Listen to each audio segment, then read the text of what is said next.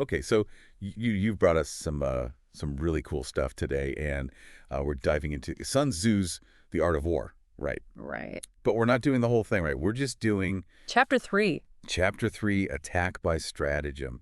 And I think a lot of people hear Art of War, and they think, oh, this is about fighting. But really, it's No. about No. To achieve to winning. it is objective, Swimming. with as little conflict as possible. And really, that's a mindset. Yeah. That's a thing that is timeless about Sun Tzu. No, and it- it's not really about warfare. Yeah. Warfare is just the metaphor. Yeah. So the attack by stratagem is really the way to achieve your objective without having to go through a bunch of conflict to do it.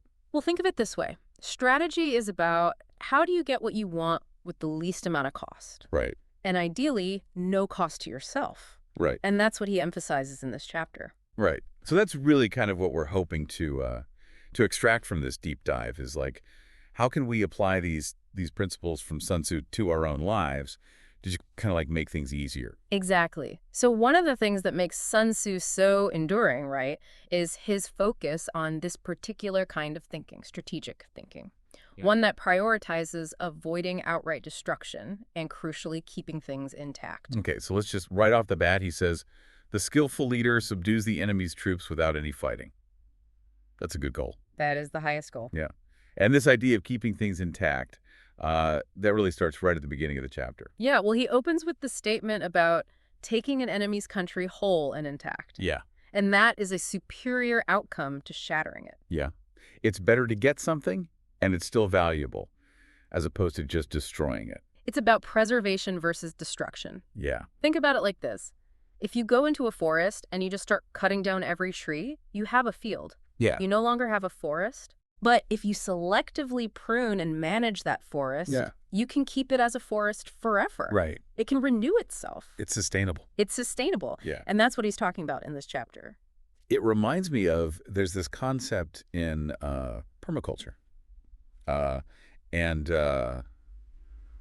I'm not an expert in it or anything, but the gist of it is that you design these agricultural systems so that they sustain themselves. So you're not constantly like killing the soil and adding fertilizers and pesticides and all that stuff. It's like you design the system. You work with the natural. Yeah, so that it produces what it needs to produce and it kind of replenishes itself. Exactly. And this is, in a way, applying that thinking to warfare. Right. It's counterintuitive because we think of warfare as destruction, but really what he's talking about is how do you preserve what you're trying to take? And even down to like individual army units. So he talks about this idea that if you're going up against the enemy, it's better to capture an entire unit, like an army, a regiment, a detachment, or even a company. It's better to capture them as a whole than it is to just annihilate them. Well, think about what happens when you annihilate them. Yeah, there's nothing left. You have a bunch of dead people, which doesn't help you. Mm-hmm. You have a bunch of destroyed equipment, which doesn't help you.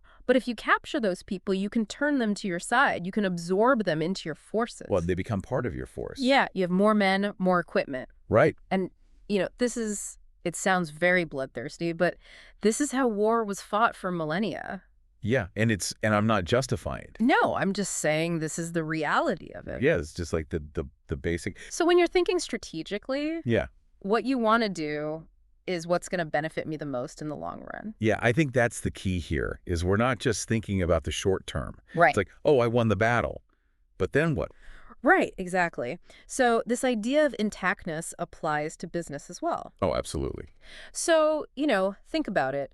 If you're, let's say, a big company Yeah. and you want to expand, you have a couple of choices. You can either, sort of like just focus on your own growth organically. Yeah. Or you can acquire companies. Yeah. And when you acquire companies, you have a couple of choices. You can do a hostile takeover. Yeah. Right? You can be very aggressive, cutthroat. What? Or you can come in and say, look, we want to acquire you. We want to preserve the things that make you valuable. We want to integrate you into our company. Yeah. That's like taking the country whole and intact. Right. And I'm sure a lot of employees would prefer that second option. Of course. Yeah. Right, where it's like, okay, we're not just going to fire everybody and move everything to our headquarters and, just kind of destroy the local flavor of this company. Yeah. So that's the analogy I think that really brings this home. So if that's the goal, if the goal is to, achieve this kind of like intact outcome, Right. What does Sun Tzu say is like the highest form of strategic brilliance? The supreme excellence consists in breaking the enemy's resistance without fighting. Yeah. And this is where it gets really interesting because now he starts talking about different levels of generalship. Yeah, so the highest level is to balk the enemy's plans. Right, that's number one. And that's like, it's like seeing into the future and figuring out what they're going to do. It's like a chess game. Yeah. You're not just reacting to what your opponent is doing, you're trying to anticipate Right. several moves ahead And figure out a way to stop it from happening. to stop it from even happening in the first place. Right. So think of it this way.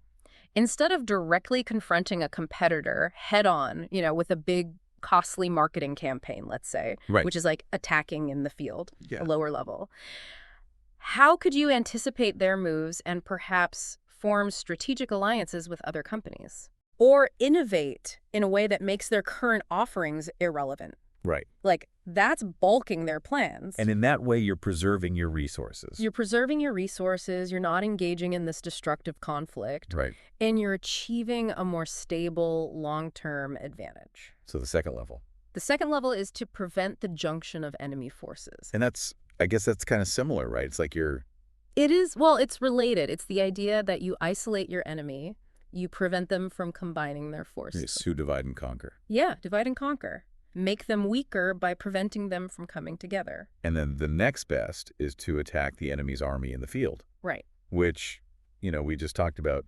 That's already kind of a step down because now you're in a direct conflict, right? Right, now you're fighting. You're engaging in actual battle. Right. And there are risks inherent in that. And then, he says, the worst policy of all is to besiege walled cities. The siege.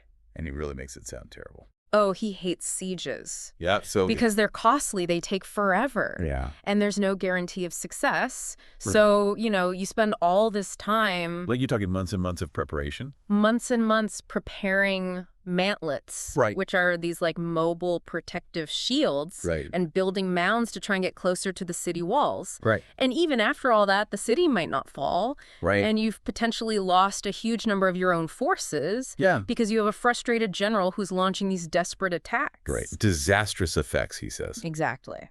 So the skillful leader, the goal is to subdue the troops without fighting, capture cities without laying siege to them, and overthrow kingdoms without lengthy operations in the field. That's it. Yeah. Yeah. And so it's about using strategy, I guess, to make their position unsustainable, so they just have to give up. Exactly. You manipulate the situation so that your opponent has no choice but to yield.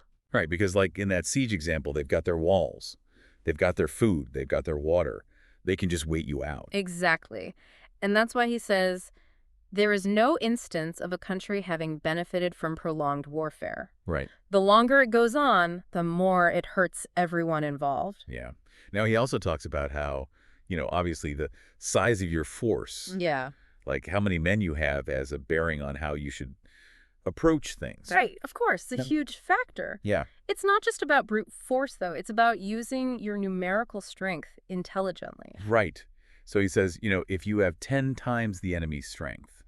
Surround them. Cut off their escape routes. Force surrender. Right. 5-1. Attack. You Yeah. have the clear advantage. Rice is numerous. Divide your army. Attack from multiple directions. Secure key positions. Okay. If your forces are equal. You can offer battle. That means you're willing to engage. Right. Okay. Now, this is interesting. He says, if slightly inferior in numbers, we should avoid the enemy. Right. Don't take unnecessary risks. Okay. And if you're quite unequal in every way. Flee. Yeah. Preserve your forces. Live to fight another day. Run away. Basically, yes. Yeah. So, I think this idea of like really assessing, okay, how do my resources match up against, the opponent, and then deciding, okay, what's the best strategy based on that? It's about making a realistic assessment of the situation. Don't let pride or ego lead you into a foolish decision. Right. And then, he says, though according to my estimate, the soldiers of UA exceed our own in number, that shall advantage them nothing in the matter of victory. I say then that victory can be achieved. So he's saying even if they have more men, it doesn't necessarily mean they're going to win. Because numbers aren't everything. Right. Morale, strategy, leadership, those all play a role. And he goes on to say, if you are strong, be strong. So it's also about projecting strength, even if you might not have the numbers. Yeah, that's a good point.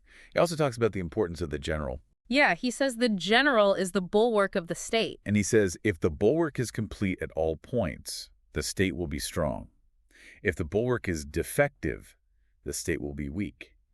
So it's this idea of like the general being like this solid wall that's protecting the state. Right. The general is essential to the strength and stability of the entire nation. Yeah. If the general is strong and makes sound decisions, the state thrives. But if the general is weak or makes poor choices, it jeopardizes the entire state. Right. And it's not just about the general being, like physically strong or whatever. It's about, I think, their character. Absolutely. Their decision-making abilities, right? It's about their wisdom, their judgment, their ability to inspire and command their troops. Yeah. It's a huge responsibility. And then he goes on to list 3 ways that a ruler can bring misfortune upon the army. Yeah. So this is interesting because now he's talking about the relationship between the ruler, the head of state, and the military. And he's basically saying that there are ways that the ruler can actually harm their own army through misguided intervention. So the first one is that by commanding the army to advance or to retreat, being ignorant of the fact that it cannot obey. Right. So this is what he calls hobbling the army. Yeah. It's like, imagine a CEO who's far removed from the day-to-day operations, issuing these unrealistic deadlines or these strategic shifts that their teams simply can't execute. Right. It just breeds frustration and undermines their effectiveness. Yeah, it's like micromanaging from afar. Exactly. And in a military context, it can be disastrous. You can't command an army to do something that it's simply not capable of doing. Right. The second way a ruler can bring misfortune is by attempting to govern an army in the same way as he administers a kingdom, being ignorant of the conditions which obtain in an army. Yeah, he says this will create restlessness in the soldiers' minds. Right. So this is the idea that armies function under a different set of rules and priorities than civilian administrations. Yeah. They're not the same thing. And trying to micromanage them with civilian logic just leads to dissatisfaction and inefficiency. Right. So you need somebody who understands how an army operates and can kind of like work within that structure. Exactly. You need military expertise to lead a military. And then the third way is employing the officers of his army without discrimination through ignorance of the military principle of adaptation to circumstances. Right. So this is about the importance of meritocracy and recognizing individual talents, instead of just making appointments based on favoritism or rank. Yeah. Because if you have unqualified people in positions of leadership, Right. it erodes the trust and confidence of the soldiers. And it makes the whole army weaker. Right, exactly. And Sun Tzu points out that when an army is filled with unrest and mistrust, Yeah. it becomes incredibly vulnerable, both Right. to internal weaknesses and external threats. Right. So this idea of like internal conflict basically like ruining your chances. Yeah, it's like shooting yourself in the foot before the battle even begins. Right, right.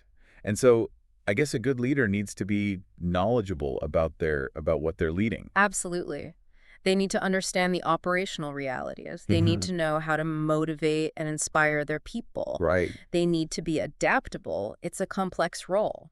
So this leads into the 5 essentials for victory, which I think kind of sum up a lot of what we've been talking about. Yeah, these are the non-negotiables according to Sun Tzu. Yeah. The things that if you want to win, you have to pay attention to these things. Yeah. And it's not just like, oh, you have to have more men or something. It's about, different aspects of leadership and strategy and morale and all that stuff. It's a holistic approach to victory. Right. So the first one is he will win who knows when to fight and when not to fight. That goes back to what we were talking about before, avoiding unnecessary conflict, Right. picking your battles, Yeah. knowing when to engage and when to hold back. Second, he will win who knows how to handle both superior and inferior forces. So adaptability, being able to adjust your approach depending on the situation. Yeah. If you're outnumbered, you fight differently than if you have the numerical advantage. Right. Third, he will win whose army is animated by the same spirit throughout all its ranks. That's about morale and unity, Yeah. making sure that everyone is on the same page, Working together. working together. Yeah. He will win who prepared himself, waits to take the enemy unprepared. The advantage of readiness, Right. being prepared while your opponent is caught off guard. So always be prepared. Exactly. And finally, he will win who has military capacity and is not interfered with by the sovereign. That goes back to what we were talking about with the 3 ways a ruler can bring misfortune. Yeah. You need to give your military leaders the autonomy to make informed decisions. Right. So it's about having qualified people in charge and then letting them do their job. Exactly. Trust your experts. Yeah. And he, Sun Tzu, makes this point that it is not the liquor of Yao, the founder of the first Chinese dynasty, but the way it was served that made it poisonous. Yeah. It is not the fault of men of talent that they are not employed. It is the fault of their ruler who does not know how to employ them. So it's about creating the conditions for success. Right, exactly. And then, he says, hence the saying, if you know the enemy and know yourself, you need not fear the result of 100 battles. If you know yourself but not the enemy, for every victory gained, you will also suffer a defeat.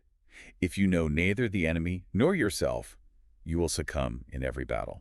That's it. That's the key takeaway. It's all about knowledge. Yeah. Self-awareness. Understanding yourself. Yeah. Understanding your opponent. And understanding the situation, the terrain, Yeah. the battlefield, whatever that battlefield may be. So as we're wrapping up this deep dive, it's clear that, these principles are not just about war. Right. They're about life. They're about achieving your goals, whatever they may be. They're about strategy and leadership and decision-making. And so I think the question for you, our listener, is, Where can you apply these principles in your own life? like what situation are you facing right now? Where do you need to be more strategic? Where do you need to understand yourself better? Where do you need to understand your opponent better? Yeah. And where can you apply these principles to achieve a more favorable outcome? Yeah. So thank you for joining us for this deep dive My pleasure. into Sun Tzu's The Art of War, Attack by Stratagem. Hopefully it's given you some food for thought. Absolutely. And we'll see you next time. See you next time.